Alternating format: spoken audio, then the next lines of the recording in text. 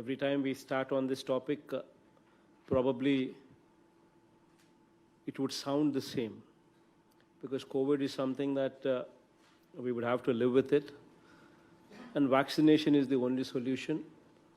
And vaccination is sambandhinchi, it is not in our hands. దేశంలో ఉత్పత్తి అయ్యే vaccination సంఖ్యనే తక్కువగా ఉన్న పరిస్థితుల్లో కేంద్ర ప్రభుత్వం ఏదైతే మనకు అలొకేట్ చేస్తుందో అవి మాత్రమే మనం వేయగలుగుతాం. సో టిల్ సచ్ టైమ్ ఆ వ్యాక్సినేషన్ పురోగతి పెరిగేదాకా it is something that we would have to live with it. But by and large, COVID has come down. This is something that is positive news for us. Today, as we speak, the daily positivity is around about 2.80%. So this is drastically low when compared to the highs of 25% what we saw. I remember those days during the second wave when we saw few districts like East Godavari reporting 25% positivity. Aa roju nunchi ee roju chuste positivity is only 2.80%, which is substantially low. That is good progress thanks to the efforts of everybody.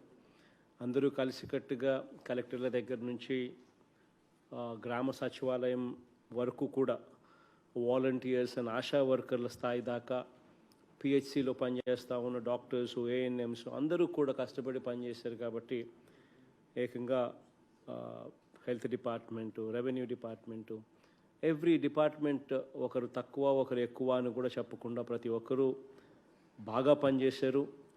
13 rounds of fever survey. In fact, this is probably a record. 13 rounds of house-to-house survey complete చేసి symptomatic కేసెస్ను ప్రతి రౌండ్లోనూ సర్వేలోనూ ఎక్కడైనా కనిపిస్తే వెంటనే వాళ్ళని identify చేసి వాళ్ళ మీద మాత్రమే ఫోకస్డ్ టెస్టింగ్ చేసి ఎర్లీగా డిటెక్ట్ చేసి వాళ్ళకు సరైన ట్రీట్మెంట్ సరైన సమయంలో ఇచ్చి డెత్ రేటును, మార్టాలిటీ రేటును బాగా తగ్గించగలిగినాము. కోవిడ్ను కూడా బాగా అరికట్టగలిగాం. ఇక మీదట బాగా సంఖ్య తగ్గింది కాబట్టి టెస్టింగ్స్ విషయంలో చాలా జాగ్రత్తలు తీసుకోవాల్సిన అవసరం కూడా ఉంది. There is no point testing ఉంది కదా అని చెప్పి ఊరికి కొట్టేయడం కాదు. ఫోకస్డ్ టెస్టింగ్ కంటిన్యూ కావాలి. సిమ్టమాటిక్ కేసెస్ను మాత్రమే టెస్టింగ్ చేసే కార్యక్రమం చేయాలి.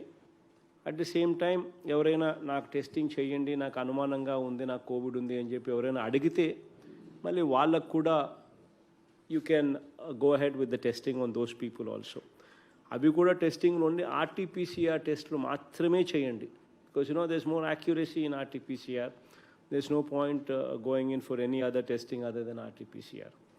By and large, ఈ ప్రిపరేషన్ ఫర్ థర్డ్ వేవ్ అనేది కూడా ఇంతకు ముందు నేను చెప్పినట్టుగా అవి కూడా కొంచెం కాషియస్గా ఉండండి. బికాస్ వస్తుందో లేదో తెలియదు కానీ so just keep monitoring the progress on the district level plans that we have evolved.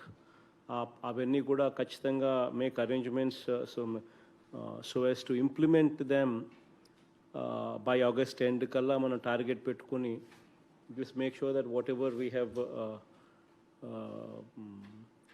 taken steps to implement అవన్నీ ఇంప్లిమెంట్ అయ్యేట్టుగా జాగ్రత్తలు తీసుకునే కార్యక్రమాలు చూసుకోండి. As you've been seeing, heavy rains బాగా పడతా ఉన్నాయి. ఇన్ఫ్యాక్ట్ దేవుడు గొప్పవాడని కూడా చెప్పాలి. కారణం ఏంటంటే we have a situation where even before శ్రీశైలంలో even before the water level reaches any height dead స్టోరేజ్ల నుంచే పవర్ జనరేషన్ చేసే పరిస్థితి మన కళ్ళ ముందరనే కనపడింది. Because the power generating units are at 796 feet. They started depleting the water at that level itself. అయినా దేవుడు ఎంత గొప్పవాడనంటే నిజంగా శ్రీశైలము బాగా నిండుతూ ఉంది.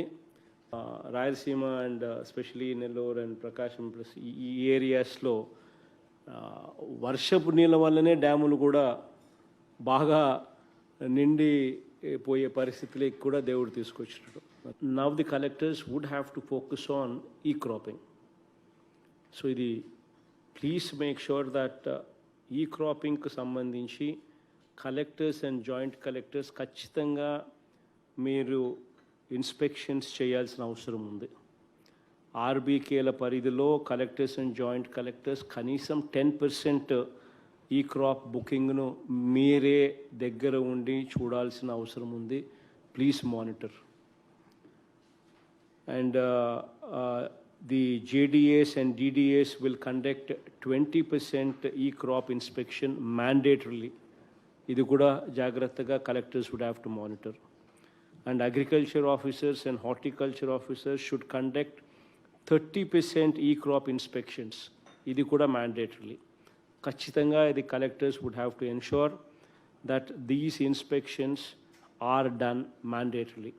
E-crop జరగని farmer ఉండకూడదు. ఇది ఖచ్చితంగా జాగ్రత్తలు తీసుకోవాలి. ఈ క్రాప్ చేసిన తర్వాత ఫార్మర్కు ఫిజికల్ అక్నాలెడ్జ్మెంటు, డిజిటల్ అక్నాలెడ్జ్మెంటు రెండు ఇవ్వాలి. ఎక్కడా కూడా the field functionaries should not insist on ఆ డాక్యుమెంట్ కావాలి, ఈ డాక్యుమెంట్ కావాలి అని చెప్పి ప్లీజ్ డూ నాట్ ఇన్సిస్ట్. ఈ cropping is pertaining to the crop. So ఆ క్రాప్ వరకు ఈ క్రాపింగ్ మాత్రం ఖచ్చితంగా చేయాలి. అంతేగాని ఆ క్రాప్లో ల్యాండ్ ఎవరిది, ఆ డాక్యుమెంట్స్ ఉన్నాయా, ఈ డాక్యుమెంట్ ఉన్నాయా అని అవి సబ్మిట్ చేయకపోతే మేము ఈ క్రాప్ చేయము అని ఇటువంటివన్నీ ఉండకూడదు. First Friday of every month RBK లెవెల్లో మీటింగ్ జరగాలి. Second Friday of every month mandal లెవెల్లో ఖచ్చితంగా మీటింగ్ జరగాలి, agriculture advisory committee meetings. Third Friday of every month ఖచ్చితంగా డిస్ట్రిక్ట్ లెవెల్లో కూడా ఖచ్చితంగా అడ్వైజరీ కమిటీ మీటింగ్స్ జరగాలి. ఇది ఖచ్చితంగా please make sure that these agriculture committee meetings take place. వీళ్ళు not only crop planning discuss చేస్తారు, బట్ ఫైనలైజేషన్, ఖరీఫ్ ప్రిపేర్నెస్ మీద, సీడ్స్, ఫర్టిలైజర్స్, పెస్టిసైడ్స్, వాటి అవైలబిలిటీ మీద, అన్నిటి మీద కూడా ఈ డిస్కషన్స్ జరుగుతాయి. అన్నిటి మీద కూడా ఈ ఖరీఫ్ ప్రిపేర్నెస్ మీద కూడా జరిగే ఈ ఇన్పుట్స్ అన్నీ కూడా యాక్షనబుల్స్ కావాలి. మనము ఆర్బీకేలో వచ్చే సలహాలు మనం తీసుకోవాలి, మండల్ లెవెల్లో జరిగే మీటింగ్స్లో వచ్చే సలహాలు తీసుకోవాలి, డిస్ట్రిక్ట్ లెవెల్లో మీటింగ్స్లో అవి అడ్రస్ చేయాలి. అవి అడ్రస్ చేసినప్పుడే మనము we will bring about a situation where we are addressing the issues of the farmers. So that is very, very important that you give a ear to it. ఖచ్చితంగా ఆర్బీకేస్లో ఏం అడుగుతూ ఉన్నారు, మండల్ లెవెల్లో ఏం అడుగుతూ ఉన్నారు అనేది ఖచ్చితంగా డిస్ట్రిక్ట్ లెవెల్లో you need to listen to them and you need to find solutions and give it to them. So please make sure that you do that. రైతు బాగుంటేనే జిల్లా బాగుంటుంది. 62% of the people of the population are directly aligned to agriculture activity. So please make sure that we focus on farmers. Farmers issue విషయంలో అన్ని రకాలుగా మనము ఎంపథెటిక్గా ఉండాలి. Because our entire objective is to make sure that spurious seed ఉండకూడదు, spurious fertiliser ఉండకూడదు, spurious pesticide ఉండకూడదు. ఇక్కడ ఎస్పీలు, కలెక్టర్స్ ఇద్దరూ కూడా you need to come together and you need to meet once in a week. You need to have a cup of coffee over public issues. And అందులో ఇది ఒక ప్రధానమైన అంశం. మనం రేడ్లు ఎక్కువ చేస్తేనే స్పూరియస్ అనేది తీసేయగలుగుతాం. మనం రేడ్లు చేయకపోతే స్పూరియస్ అనేది ఎప్పటికీ తీసేయలేం. So the collectors and SPs would have to come together, strategise.